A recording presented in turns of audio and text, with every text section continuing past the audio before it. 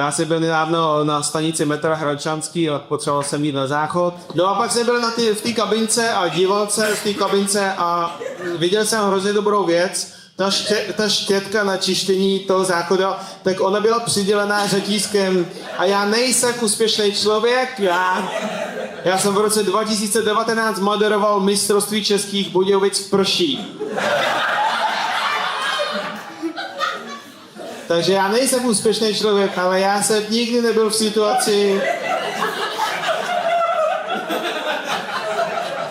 kdybych viděl štětku na záchod a říkal si, já si potřebuju okrást.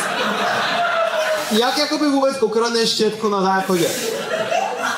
Takový dáš si do kalhot a předstíráš, že jsi tak obdařený, prostě to já nemůžu dělat, já jsem na půl Asia. Vlastně jediný, co můžeš dělat, je ty jakoby musíš předstírat, že je tvoje.